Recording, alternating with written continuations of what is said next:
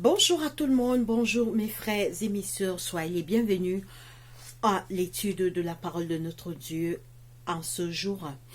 Alors soyez les bienvenus dans cette chaîne Préparation pour le ciel. Alors c'est une chaîne je suis une étudiante de la parole de Dieu, j'aime Jésus-Christ, c'est pour moi une joie et un honneur de parler de lui. Comment ne pas parler de lui? Lui qui nous a créés d'abord, c'est Dieu qui nous a créés. Dieu est l'auteur de nos jours et Dieu a le droit sur nous par création et par rédemption. Alors, le livre de Genèse nous dit: Dieu a créé l'homme de la poussière de la terre, il souffla dans ses narines un souffle de vie, et l'homme devint un être vivant. Alors, c'est Dieu qui a créé l'homme.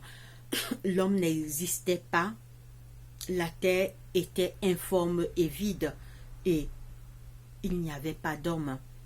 Et Dieu dit: faisons l'homme à notre image. Oui, mes frères et sœurs, c'est Dieu qui nous a créés. Avant de commencer, nous allons prier. Prions. Seigneur Dieu, notre Père, notre Roi, merci pour cette journée. Pardonne nos péchés, active nos cœurs vers toi. Alors que nous sommes là, Père, nous sommes là pour étudier ta parole, Seigneur. Enseigne-nous, active nos cœurs vers toi, soutiens notre foi. Garde-nous, Papa, éloigne-nous des mauvaises pensées. Nous sommes là, Seigneur. Enseigne-nous toi-même. Aide-nous à faire le bien, éloigne nos cœurs du mal. Assiste-nous pendant cette étude. Nous t'avons ainsi prié au nom de Jésus-Christ, notre Roi. Amen. Alors, mes frères et mes sœurs, le thème de notre étude en ce jour, c'est l'amour de Dieu pour l'humanité. Alors, je voudrais, avant de commencer, signaler que le groupe Préparation pour le ciel, nous avons un groupe WhatsApp et Telegram. Alors, nous allons, et nous aurons souvent des études sur Zoom pour débattre sur la parole de Dieu. Alors, abonnez-vous à cette chaîne. Et alors, qu'est-ce que nous allons faire de concret dans le groupe? Alors, nous allons nous échanger des versets bibliques. Nous allons prier, chanter. Alors, nous allons, si quelqu'un veut chanter, alors, il chante dans le groupe WhatsApp. Alors, pour les chants, ça sera en vidéo. Si quelqu'un a un groupe, si quelqu'un a une idée, bien sûr, dans le cadre de la parole de Dieu, parce que c'est un groupe dont la priorité, c'est le message de l'évangélisation. C'est un groupe d'évangélisation, c'est un groupe qui annonce la parole de Dieu. La priorité dans ce groupe, c'est Jésus. Le moteur de ce groupe, c'est Jésus, notre Sauveur. Alors, je laisserai notre adresse email préparation pour le ciel @yahoo.fr en bas de la barre de description. Alors, le petit thème de notre étude, c'est l'amour de Dieu pour l'humanité. Oui, alors que nous sommes dans un monde de souffrance, alors que chaque jour, il y a la mort, la tristesse, les maladies, les angoisses, les abus. Alors, c'est une série. Alors c'est un livre, l'auteur, c'est Ellen White. Alors, c'est une série. Bien sûr, il y a les versets bibliques qui appuient également. Alors, c'est un auteur, Ellen White. Alors, c'est une chrétienne qui était servante de l'Éternel. Alors, elle a écrit ce meilleur livre, Le meilleur chemin. Alors, et les versets bibliques sont à l'appui. Alors, j'aime ce livre parce que ce qu'elle dit, vous pouvez également le vérifier à travers votre Bible à la maison. Alors, l'amour de Dieu pour l'humanité, c'est le thème de notre étude aujourd'hui. La nature, la nature et la révélation témoignent de concert en faveur de l'amour de Dieu. La nature et la révélation témoignent de concert en faveur de l'amour de Dieu. Notre Père Céleste est l'auteur de la vie. Claire.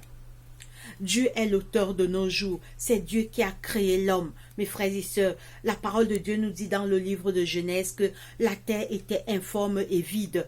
Il n'y avait pas d'arbres ni d'hommes qui habitaient la surface de la terre. Dieu a créé l'homme à son image. Alors, je reprends totalement. La nature et la révélation témoignent de concert en faveur de l'amour de Dieu. Notre Père Céleste est l'auteur de la vie, de la sagesse et de la joie. Contemplez les merveilles de la nature. Constatez leur parfaite adaptation aux besoins et au bien-être, non seulement de l'homme, mais aussi de tout être vivant. Le soleil et la pluie qui égayent et rafraîchissent la terre. Les montagnes, les mers, les plaines, tout nous parle de l'amour du Créateur. C'est Dieu qui subvient aux besoins de toute la création. Ces belles paroles du psalmiste rendent hommage à sa touchante sollicitude. Les yeux de tous espèrent en toi, et tu leur donnes la nourriture en son temps. Tu ouvres la main, et tu rassasies à souhait tout ce qui a vie. Alors vous pouvez lire Psaume 145, verset 15 et verset 16. Oui, mes frères et sœurs, la nature révèle l'amour de Dieu quand nous voyons les grands arbres, les belles fleurs, le soleil, la lune. Oui, ça nous parle de l'amour de Dieu.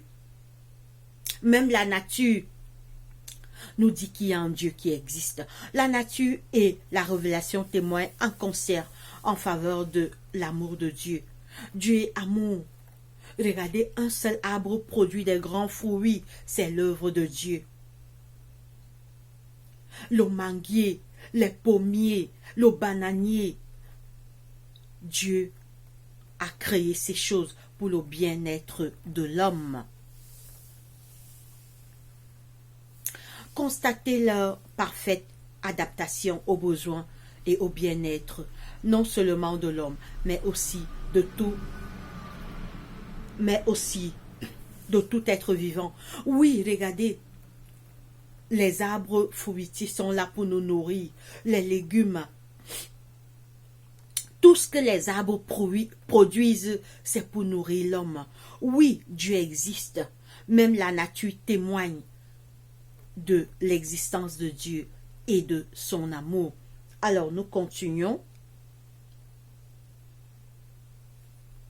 Le soleil et la pluie qui égayent et rafraîchissent la terre. Oui, le soleil, quand il y a le soleil, c'est pour notre bien-être. Quand il y a aussi la pluie, vous voyez, quand il fait très très chaud, on a besoin de la pluie et la pluie vient. C'est toujours les bienfaits de l'Éternel. Les montagnes, les mers, les plaines, tout nous parle de l'amour du Créateur. C'est Dieu qui subvient aux besoins de toutes les créations.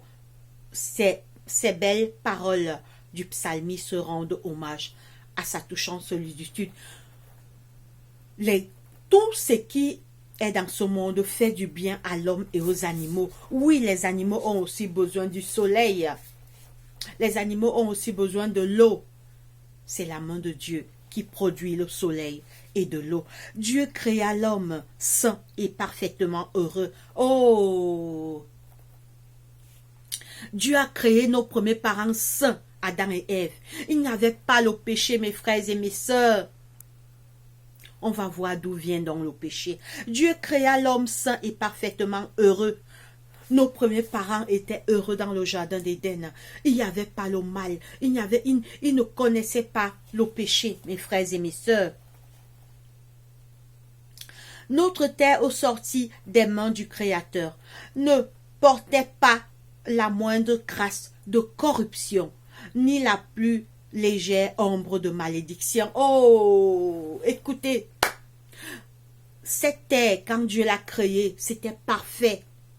Il n'y avait pas la malédiction, il n'y avait pas la mort, il n'y avait pas les problèmes. On va relire, mes frères et mes sœurs, c'est tellement magnifique. Notre terre, au sorti des mains du Créateur, ne portait pas le moindre trace de corruption. Oh, regardez maintenant comment la terre est corrompue. Alors que quand Dieu a créé la terre au début, il n'y avait pas la corruption, il n'y avait pas le mal, il n'y avait pas les jalousies, il n'y avait pas les rancunes, il n'y avait pas de mal.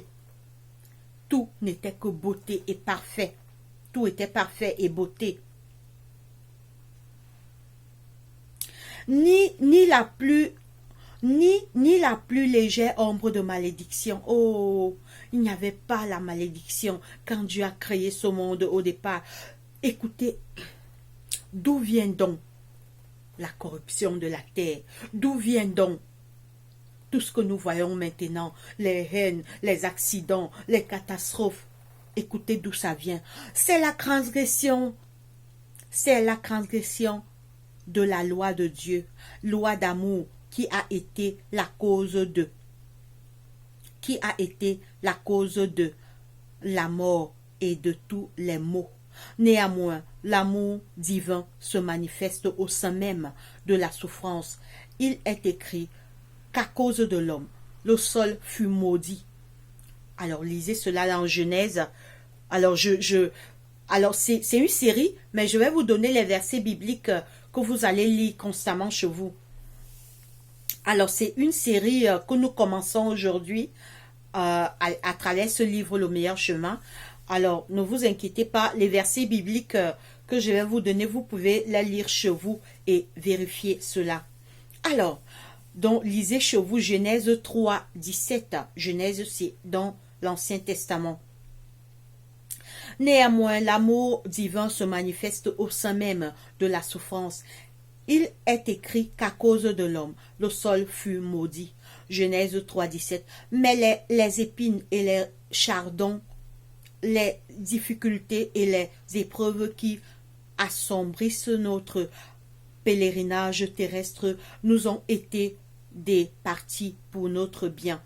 Dieu les a fait entrer dans le plan d'éducation qu'il a conçu pour nous relever de l'état de dégradation et de ruine dans lesquels le péché nous a plongés. D'ailleurs, tout n'est pas tristesse et souffrance.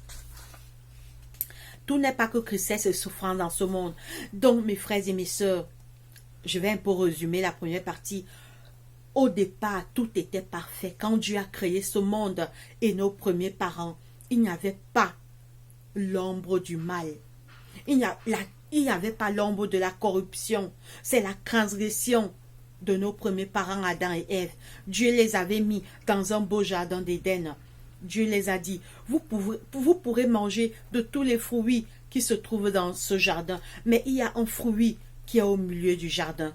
Vous n'y toucherez point de peur que vous ne mouriez. On connaît tous la suite. Malheureusement, nous tous nous connaissons la suite. Nos premiers parents ont désobéi, trompés par Satan, l'adversaire de l'homme, l'ennemi de l'homme. Il a trompé nos premiers parents, Adam et Ève, et la terre a été maudite. La nature elle-même nous offre des messages d'espérance et de consolation. On voit des fleurs s'épanouir sur les chardons et des roses éclore sur les épines. Oh, mes frères et sœurs, certes, nos premiers parents sont tombés dans le jardin d'Éden, mais l'espoir est là. Même les fleurs, quand on voit comme c'était l'été, Alors, comme j'aime bien cueillir des fleurs, je cueillais des fleurs, mais je voyais les épines. Les fleurs sortent au milieu des épines. C'est un message d'espoir. C'est un message qui nous dit que même si l'homme est tombé, il y a encore de l'espoir pour l'homme. L'espoir, c'est qui? C'est Jésus qui est venu. Il est mort sur la croix pour nos péchés. Il a souffert pour nous. Il nous a donné une deuxième chance d'être immortel. Et quand Jésus reviendra, d'être sauvé et parmi les élus. Donc, c'est vrai, la terre a été maudite, nous sommes des mortels, mais l'espoir est là. Même les fleurs, quand c'est l'été, il faut observer l'été. Vous voyez, les fleurs poussent partout, le soleil brille, les arbres fruitiers nous donnent encore de la nourriture. C'est l'espoir qu'on retrouvera cet Éden qu'on a perdu par la désobéissance. La nature elle-même nous offre des messages d'espérance et de consolation. On voit des fleurs s'épanouir sur des chardons et des roses éclore sur les épines. Bien sûr, j'ai moi-même observé ça cet été. Cet été, j'étais en train de cueillir des fleurs, mais il y avait les épines. Parfois, ça me pique.